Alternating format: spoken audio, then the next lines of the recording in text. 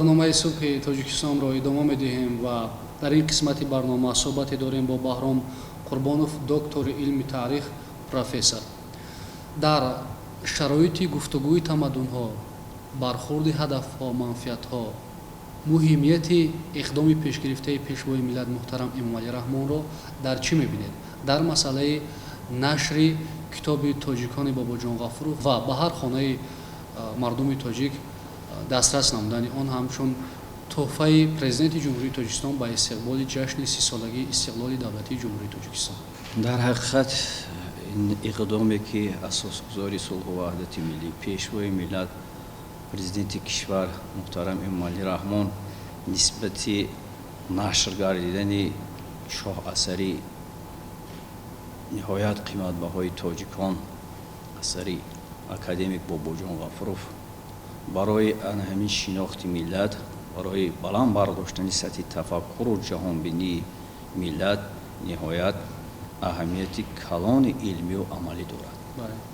албатта ин ҳикмате ки асосгузори мо пешвои миллат ҳамон иқдом гирифтааст, ниҳоят дар он бисёр нозикиҳои зиёде барои шинохти ин миллати кӯҳанбунёд наҳуфтааст ва вақте ки ин китоб шоҳасар барои ҳар як хонадон дастрас мешавад ва дар ҳақиқат ҳар як хонадон аз ин ғизои бои маънавии худ бохабар мешавад, шаҷараи аз куҷо будани худро мефаҳмад ва барои шинохти ана ҳамин миллат аҳамияти ниҳоят калони ҳам илмию ҳам амалӣ барои ҳамаи сатҳи қишрҳои ҷомеа дорад.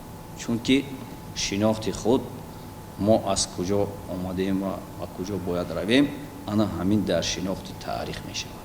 дар ин шоҳасар аз рӯи агар бинем аз рӯи хронологияи таърихӣ, ана ҳамин ба майдони истеъмол омадани халқи тоҷик дар ҷомеаи ҷаҳонӣ пурра инъикоси худро ёфтааст. ҳамин иқдом дар ояндаи дурахшони давлату миллати Тоҷикистон дар садсолаҳои дур чӣ нақше дошта метавонад?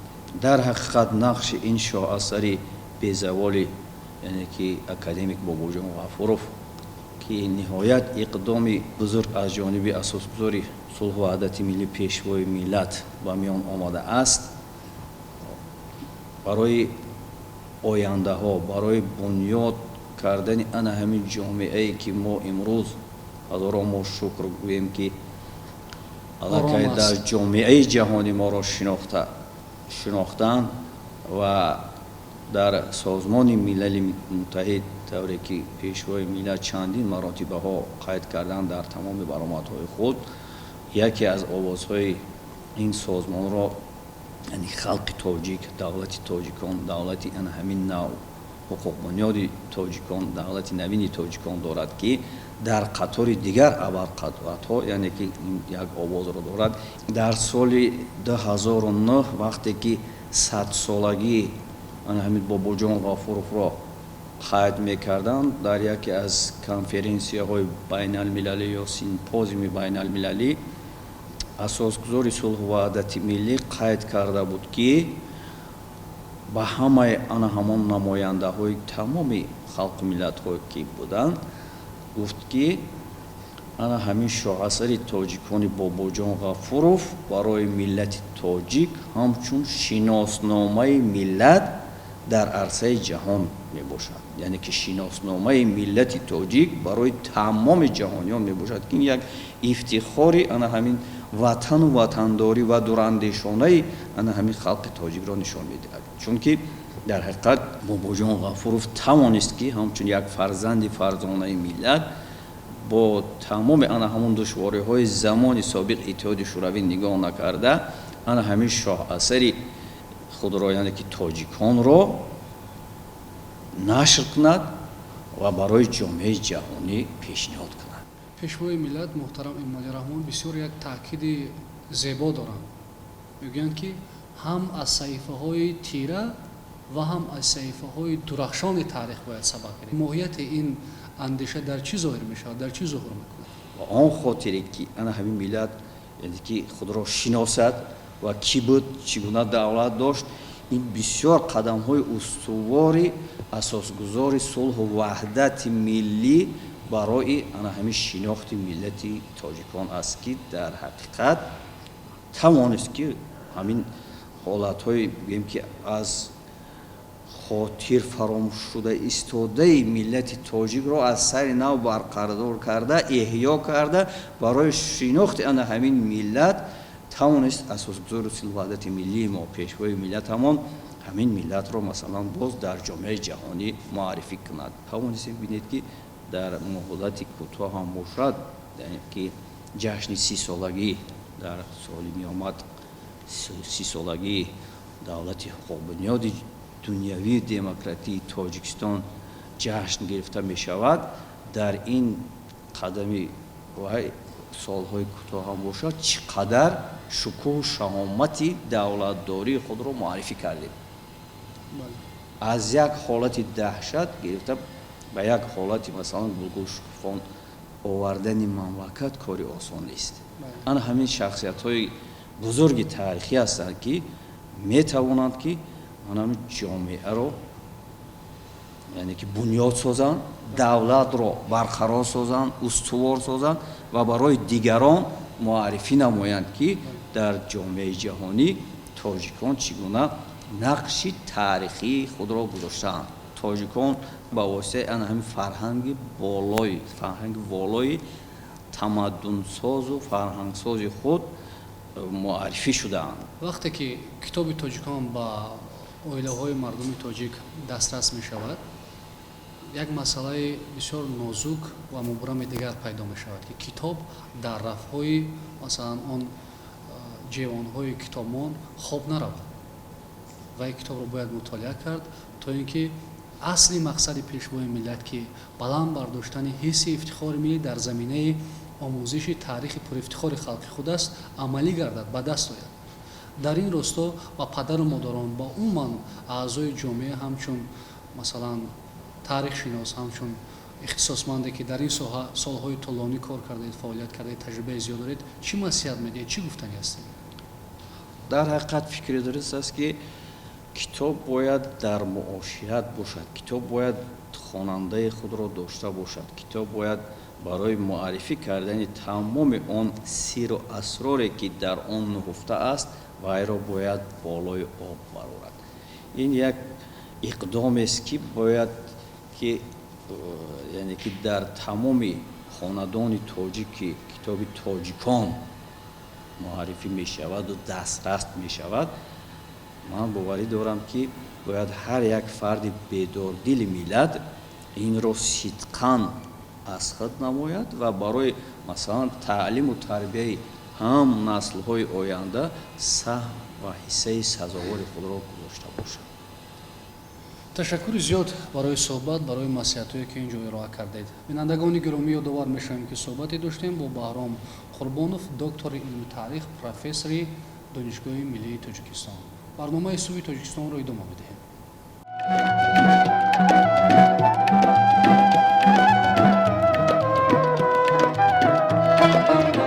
پیشوای ملت بارها ضمن سخنرانی‌های خود تاکید می‌کنند که ما باید از گذشته خود فرهنگ سرفکاری را آموزیم. چون ما امروز از تاریخ سخن می‌کنیم، از خدمت‌های شایان و تاریخی پیشوای ملت محترم امام علی رحمان حرف می‌زنیم. می‌سازد گفت که این تاکید، این اندرز پیشوای ملت در همه دور زمان کارآموز است. مخصوصاً در این شب و روز که همیشه از استفاده ثمرناک نیروی برق تاکید می شود. خوشبختانه شهروندان ما با درک مسئولیت و شناخت مهمیت مراجعتنامه حکومت مملکت جهت استفاده سرفکارانه نیروی برق از راه‌های آلترناتیوی گرم کردن خانه و کاشانه‌های خود استفاده می‌برند. گزارش نوبتی در این خصوص تهیه شده است و آن ما را به ادامه برنامه صبح تاجیکستان راهنما می‌گردد. استفاده سرفکارانه نیروی برق از هر یک شخص مسئولیت بلند شهروندی را طلب می‌کند، چون که با استفاده راه‌های عوض کننده نیروی برق امکان پیدا می‌گردد که برق به دیگر مؤسسه‌های اجتماعی، بیمارخانه‌ها، مکتب‌ها و مؤسسه‌هایی که به نیروی برق بیشتر احتیاج دارند انتقال گردد. бо дар ки чунин зарурат имрӯз шаҳрвандон дар созмон додани корҳои хонаводагӣ, пухтупаз ва гарм кардани хонаву кошона аз воситаҳои гуногун, аз ҷумла маводи захиранамудаашон барои зимистон, ангишту ҳезум истифода мебаранд. дар оилаи Асобиддин Ҳасанов бо дарки зарурат қариб 85% корҳои хоҷагидорӣ бо истифода аз роҳҳои алтернативӣ ба роҳ монда шудааст. сарфаи сариштакории ҳар хонавода аз зан вобастагӣ дорад.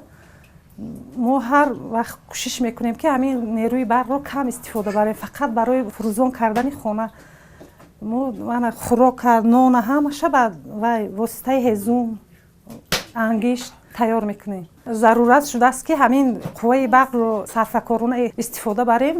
маслиҳат медиҳем ки хай хӯрокшона, ҳамомшона, ҳамин хонашона, ноншона ҳамашона ба ҳамин ангушту ҳезум гармпазан тайёр кунанд. онҳо бо истифода аз ҳезум ва ангишт на танҳо нону таом мепазанд, ҳамзамон бо ин усул миқдори оби заруриро гарм мекунанд, ки дар фасли сармо бонувони хона дар шустушӯи тозагии асбобу анҷоми рӯзгордорӣ аз он бемамоният истифода мебаранд. инчунин аз лахчаи боқимонда дар зери сандалии хона гузошта гармии хонадонро таъмин мекунанд.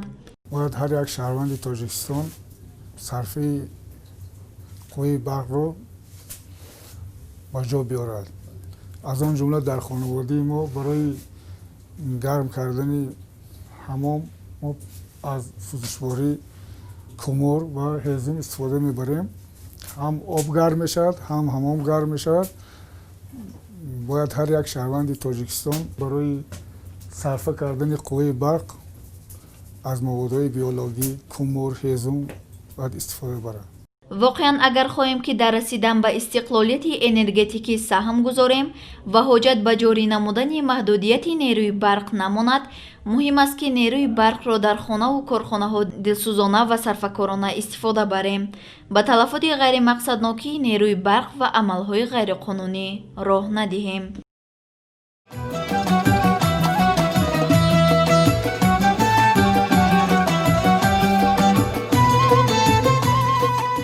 барномаи субҳи Тоҷикистон бинандагони гиромӣ идома дорад. бахшида ба истиқбол аз ташаббуси пешвои миллат муҳтарам Эмомалӣ Раҳмон ба муносибати ҷашни 30-солагии истиқлоли давлатии ҷумҳурии Тоҷикистон ки аз паёми президенти ҷумҳурии Тоҷикистон ба Маҷлиси олӣ бармеояд, тақсим намудани китоби тоҷикон ба хотири омӯзиши таърихи пурифтихори халқи тоҷик ба ҳар як оилаи тоҷик китоби тоҷикон дастрас карда мешавад аз ҳисоби фонди захиравии президенти ҷумҳурии Тоҷикистон.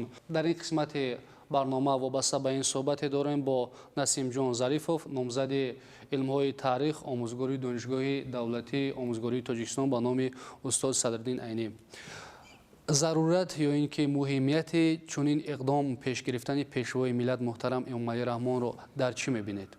мавзӯъҳои мубрам дар шароити муосир ин ҳифзи асолати таърихиву фарҳангии ҳар як халқу миллат ба ҳисоб меравад. зеро мавҷудияти маънавии ҳар миллат имрӯз аз ҳифзи ин падидаҳои номбурда вобастагӣ дорад. ҳанӯз дар соли 1996-97 дар он вазъияти бисёр мураккаб таълифи китоби тоҷикон дар оинаи таърих ки хеле дар шакли кӯтоҳ яъне брошюра буд, ин низ тасодуфӣ набуд. зеро ки медонем дар он шароите ки мо шумо зиндагӣ дорем, яъне раванди ҷаҳонишавӣ фарҳангҳои бузург, фарҳангҳои хурдро маҳв месозанд ва ин бархурди тамаддунҳо моро водор месозад ки аз ҳарвақта дида бештар ба таърихи худ, ба фарҳанги худ ва ба гузаштаи худ рӯ оварда онро арҷ гузорем ва ниҳоят онро ба таври зарурӣ аз худ кунем. ба ҳамин хотир фикр мекунам ки бинед худи сарвари давлат пайваста ба мавзӯъҳои таърихӣ хуб чандин китобҳоро таълиф карданд ва консепсияи муосири таърихнигарии миллиро таҳия карданд. хуб аз умраи онҳо Тоҷикон дар оинаи таърих аст ки дар 4 ҷилд чоп шуд. хуб забони миллат, ҳастии миллат, чеҳраҳои мондагор ва даҳҳо китобҳои дигар. кори хайре ки мо дар самти рушди иқтисод ва ё пешрафти технологияҳои дигар мекунем, аз он муҳимтар аст. сарвари давлат ба ин нуқта таваҷҷӯҳ карда як мавриди бисёр нозукро барои мо шумо расонданӣ мешаванд. ман бевосита иқтибос меорам аз китоби Тоҷикон дар оинаи таърих. муаллиф қайд мекунад имрӯз ҳақиқатнигории таърих ба як бозори байналмилал табдил шудааст. که نه تنها خریدار و فروشنده بلکه دلال نیز دارد. ما که در بازار جهانی دلال نداریم، مال تاریخی همون بیگانه می شود. ببینید اقتباس چی معنی دارد. امروز ضرورت است برای حفظ تاریخ، برای حفظ گذشته، برای معرفی کردن آن و فکر میکنم که هر نورس، هر جوان، هر شهروندی کشور که از کتاب تاجیکان برخوردار است، اونو در شکل ضروری هضم کرده است، نه تنها خود را در داخل بلکه در بیرون معرفی کرده میتواند و این از خودشناسی و این از فکر میکنم یکی از اصالت های تاجیک بودن و یعنی همچون ملت به کمال رسیدنی خب خلق ما. چرا پیشوای ملت محترم امام علی رحمان محض کتاب را همچون تحفه جشنی به مردم شریف تاجیکستان مناسب دانستند، لایق دیدند؟ برای نگهداشت وحدت، یگانگی و نهایت استقلال دولتی برای ما ضرور است که از گذشته خود آگاه باشیم. اجدادان ما، قهرمانان ما از سپتامین سرکرده تا تیمور ملیک، ابو مسلم و مقنع، واسع، آنها برای چی جان فدایی کردند، برای چی تلاش کردند و حتی جان خود را قربان کردند در راه استقلال رسیدن به مستقلیت و یعنی به معنای تامش آزادی. و البته اون عبرت است برای ما امروز و فکر میکنم که اگر مثلا ما امروز نیز خواهیم که وحدت کامل داشته باشیم و خواهیم که همچون ملت و دولتی رشد یافته و پیشرفته در تمدن جهانی و در برابر دولت‌های ابرقدرت ارزش و مقام داشته باشیم، برای ما پیش از همه ضرور است که گذشته خود را آموزیم و از آن شکست و ریخت‌ها و پستی‌های آن سبق بگیریم. و فکر میکنم اون اقدامی که عملی شد یعنی محک و ماهیت و مضمون اصلیش از همین عبارت است. تاریخ آن مثال‌های را برای ما می‌آورد که یعنی انسانیت پیشگیری کند آن فاجعه‌هایی که اون رو در پیش ساخته است، آن چیزی که خطرهایی که اون رو تهدید می‌کند. و بار دیگر تکرار می‌کنم که یعنی تاریخ نیز مقصد و مرام و هدفش از همین عبارت است. و تصور کنید جنگ و نزاع که شروع شد، نه علم میماند، نه تکنولوژی میماند، نه دیگر، یعنی همه آن باز محو میشد. برای همینم این از اهمیت و یک جنبه عملی داشتن خب تاریخ و یعنی رو آوردن به گذشته و فکر میکنم اقدام سرور دولت نیز از همین عبارت است که یعنی ما بیوسته پیوسته به تاریخ خود رو بیاریم و آن شاه اثری استاد غفورов بیشک برای ملت ما یک شهادت نامه است و نوبسته از فضای محدود تاریخ نگاری زمان مؤلف همچون سیاستمدار توانستند که با تالیف این کتاب شروع کنند و عمر بیشتری خود را در تالیف کتاب صرف کردند و حتی فشار و مثلا محدودیت های برای مؤلف نیز جای داشتند، اما بینید امروز نیز آن همچون یک اثری بلند مضمون و واقعا هم شهادت نامه ملت برای ما امروز نیز مهم و مبرم است. و مهمتر از همه استاد غفورov آن مسئله هایی را که بیایسته در شرایط دور و زمان حل و تفسیر و تحقیق آنها غیر امکان بود، من در نظر دارم با فضای محدود سیاسی برای آینده اشارت کرده و امروز نیز بینید هزارها کتاب و رساله و مثلا موادها روی چاپ میآیند دایر به تاریخ خلق تاجیک، اما ما فکر میکنم از آن بحری که یعنی من در نظر دارم اون تاریخی بای و رنگینی که ملت ما دارد، ما حتی قطره هم باشد با اون مورد آموزش قرار دادیم. یعنی ما از این تاریخ، از این فرهنگ باید افتخار داشته باشیم. رو آوردن با آموزش تاریخ خود، افتخار داشتن از نیاگان خود، از تاریخ نیاگان خود رو محض در دوران صاحب استقلالی نایل کردیم. می‌سازد که وابسته به امکانیت‌های دوران صاحب استقلالی در معرفی تاریخ و ملت صاحب تمدن تاجیک چند سخن اضافه کنید. امروز یعنی هر مورخ و هر نفری که واقعا هم محقق است، زیایی است و می‌خواهد برای یعنی ملت خود خدمت کند، در نظر دارم خدمت فکری، مهنت فکری، یعنی اثر تالیف کند، آفرد که از گذشته و از فرهنگ غنی تاجیکان یعنی ربط داشته باشد، آزاد است. و خوشبختانه در سمت حفظ تاریخ و عموما معرفی کردن اون در سطح جمهوری در این 30 سال یعنی انقریب 30 سال استقلالیت کتاب و موادهای فراوان چاپ شدند که یک عاملی معرفی کردن ملت ما در عرصه بین‌المللی شد. علامه باباجان غفورов با تالیف کتاب تاجیکان برای ملت تاجیک خدمت تاریخی کردند. پیشوای ملت هم چون که میگویند بزرگان و بزرگان زنده میدارند، این هم خدمت تاریخی است که با یک تیراژ بسیار این کتاب مرحله به مرحله دسترس میشود به هر یک اولیای تاجیک. بله درست است و خوشبختانه من باوری دارم که یعنی اون اقدام هایی که نام بردیم و به واسطه تعلیم و تدریس فن تاریخ خلق تاجیک در سطح ضروری با خودشناسی و افتخار ملی نسل ما، نسل آینده ما مساعدت میکند. برای صحبت تشکر زیاد و بینندگان گرامی یادآور میشیم که صحبت داشتیم با نسیم جان ظریف، نامزد علم‌های تاریخ، آموزگار دانشگاه دولتی آموزگاری تاجیکستان به نام صدرالدین عینی. برنامه صبح تاجیکستان ادامه دارد.